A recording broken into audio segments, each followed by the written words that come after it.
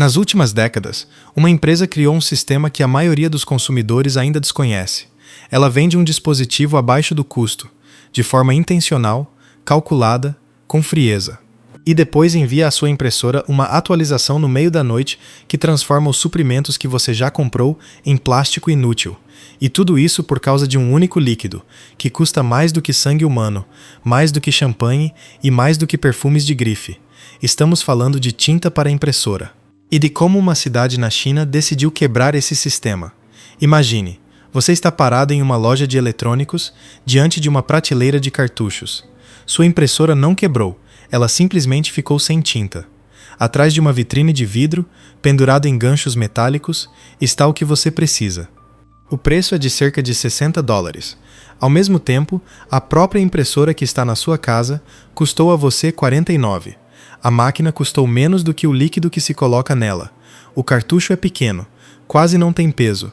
Dentro dele há cerca de 10 ml de tinta. Se convertermos para litros, obtemos um dos líquidos mais caros do planeta.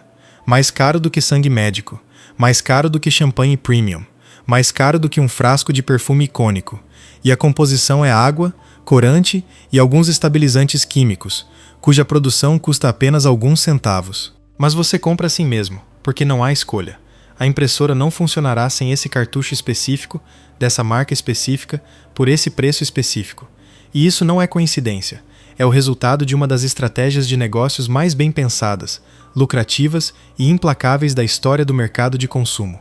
Para entender como funciona essa armadilha, é preciso compreender o modelo que no mundo dos negócios é chamado de navalha e lâmina. A essência é simples: venda o dispositivo barato, mesmo com prejuízo, e ganhe dinheiro com os consumíveis. Esse esquema surgiu ainda no início do século XX, quando um empresário americano começou a distribuir aparelhos de barbear quase de graça, e ganhava dinheiro com as lâminas descartáveis. O comprador obtinha uma entrada acessível, a empresa obtinha um cliente vitalício. Os fabricantes de impressoras levaram esse modelo ao absoluto. A impressora é vendida abaixo do custo, de propósito. Para cada aparelho vendido, a empresa fica no prejuízo. O próprio CEO de um dos maiores fabricantes falou publicamente sobre isso. A impressora não é o produto. A impressora é o instrumento de entrega do produto. E o produto é a tinta. Uma impressora de $49 é um compromisso de $49 de comprar cartuchos da marca por todos os anos que você usar essa máquina. Ao longo da vida útil de uma impressora doméstica, o consumidor médio gasta com tinta de 10 a 20 vezes mais do que pagou pelo próprio aparelho. Mas apenas a política de preços não é suficiente para reter o consumidor. As pessoas não são bobas, elas procuram alternativas, recarregam os cartuchos sozinhas, compram análogos compatíveis 3 vezes mais baratos. E é aqui que o modelo ganha uma dimensão verdadeiramente sombria. Dentro de cada cartucho de marca há um microchip escondido com um código de autenticação único. Ao instalar o cartucho, a impressora lê esse chip e compara o código com o banco de dados do fabricante. Se coincidir, imprime. Se não coincidir, recusa, sem exceções. O cartucho pode estar cheio, em perfeitas condições e com o encaixe exato. Mas se o chip não passar na verificação, a impressora exibe um erro e trava completamente. Isso é a fechadura técnica. Mas os fabricantes foram além. Adicionaram a ela um componente dinâmico. Através da conexão com a internet, a impressora recebe atualizações de firmware, oficialmente para aumentar a segurança e melhorar o funcionamento. Na prática, as atualizações mudam os protocolos de autenticação de tal forma que cartuchos de terceiros que funcionavam ontem, hoje deixam de ser reconhecidos. A atualização chega sem aviso, sem pedir permissão, sem possibilidade de recusa, silenciosamente, à noite, como um vírus. Em 2019, uma ação coletiva foi movida contra um dos maiores fabricantes de impressoras exatamente por essa prática. A empresa resolveu o caso pagando uma indenização e se comprometeu a interromper o uso de atualizações bloqueadoras em uma série de modelos. Muitos pensaram que a história havia terminado. Não terminou. No final de 2022 e início de 2023, uma onda de novas atualizações de firmware atingiu impressoras em todo o mundo. Dispositivos que funcionavam tranquilamente com cartuchos compatíveis durante meses subitamente pararam de funcionar.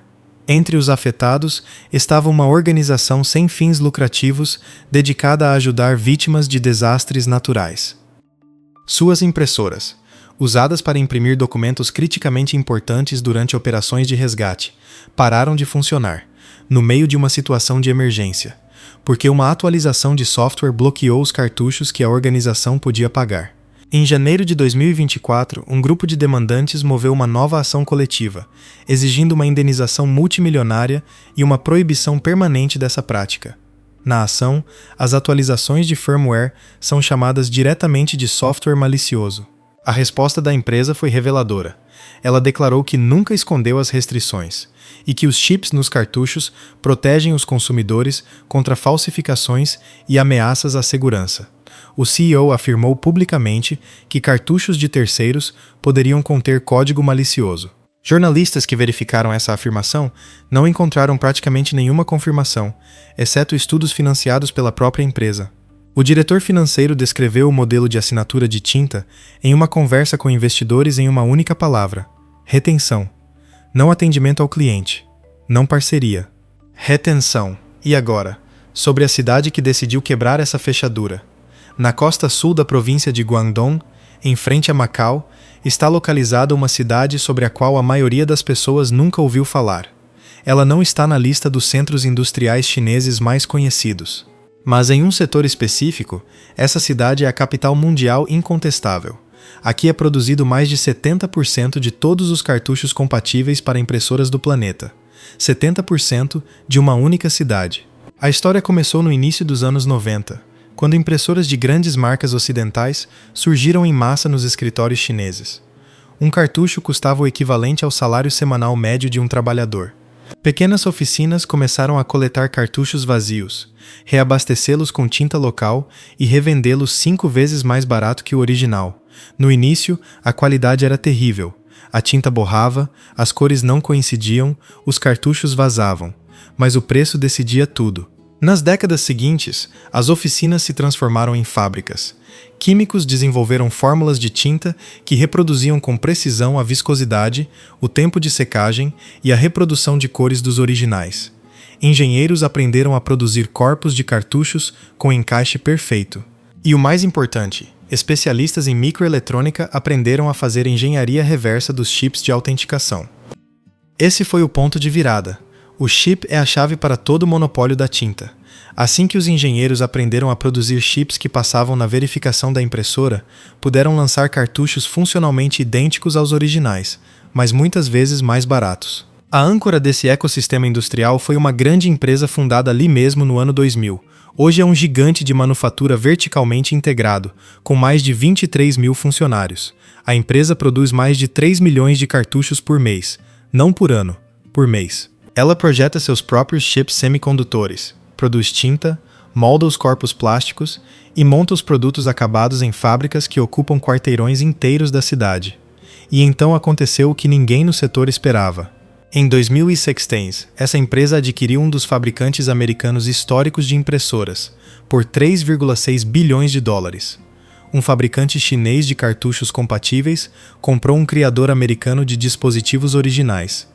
É como se um fabricante de genéricos tivesse comprado a maior empresa farmacêutica. O setor não sabia como reagir a isso. Agora essa empresa atua nos dois lados do mercado. Fabrica impressoras e cartuchos originais sob a marca adquirida, e ao mesmo tempo produz análogos compatíveis para impressoras de concorrentes. Ela dispõe da expertise de engenharia da marca americana e do custo de produção de uma fábrica chinesa. Uma combinação devastadora para qualquer um que fique em seu caminho. A resposta foi uma guerra jurídica. Ações por violação de patentes foram movidas em tribunais de vários países. O argumento dos fabricantes de impressoras originais. Os chips que permitem que cartuchos compatíveis funcionem em seus dispositivos violam a propriedade intelectual. O argumento dos oponentes. O consumidor que comprou a impressora tem o direito de usar nela quaisquer suprimentos. Os processos judiciais continuam. Mas há um detalhe que revela quem está vencendo. Apesar dos processos, apesar das atualizações de firmware, apesar de todo o poder dos departamentos jurídicos corporativos, o mercado de cartuchos compatíveis continua crescendo. Os consumidores continuam comprando tintas alternativas. Os engenheiros continuam quebrando novos protocolos de autenticação, e a cada ciclo fazem isso mais rápido. É uma corrida armamentista. O fabricante de impressoras complica a criptografia. Os engenheiros a quebram. Sai uma nova atualização. Encontra-se uma nova forma de contorná-la. Antes isso levava meses. Agora leva semanas. E cada dólar gasto no desenvolvimento de novos sistemas de bloqueio não melhora a impressora, não aumenta a qualidade de impressão, não reduz o preço para o consumidor. É um gasto puramente defensivo, um imposto sobre o consumidor, cobrado para proteger uma margem de lucro de milhares por cento. A receita anual apenas da divisão de suprimentos do maior fabricante de impressoras é de cerca de 14 bilhões de dólares. 14 bilhões, só de tinta. Um líquido que custa centavos por mililitro, em um cartucho que custa $1 para produzir, protegido por chips e firmwares cujo único objetivo é impedir que você compre a mesma coisa mais barato. O monopólio funcionou por 20 anos. Depois, uma cidade na China, da qual ninguém tinha ouvido falar, decidiu quebrá-lo.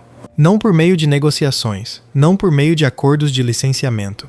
Por meio de engenharia reversa, produção de precisão e 3 milhões de cartuchos por mês. O padrão é familiar. A De Beers controlava os diamantes. Grandes corporações de óptica controlavam os óculos. Os fabricantes de impressoras controlam a tinta. Em cada caso, o monopólio se sustentava em uma única coisa. O consumidor não conhecia o custo real do que estava comprando. E em cada caso, havia alguém disposto a revelar esse segredo. Agora você também sabe. E da próxima vez que estiver parado diante daquela mesma vitrine de cartuchos, você vai olhar para ela de forma diferente. Se este vídeo mudou a forma como você olha para a impressora na sua casa, deixe seu like e se inscreva. Ative as notificações para não perder o próximo vídeo. E escreva nos comentários, de que lado você está? Da corporação que bloqueia cartuchos durante desastres naturais ou dos engenheiros que sempre encontram uma forma de abrir a fechadura?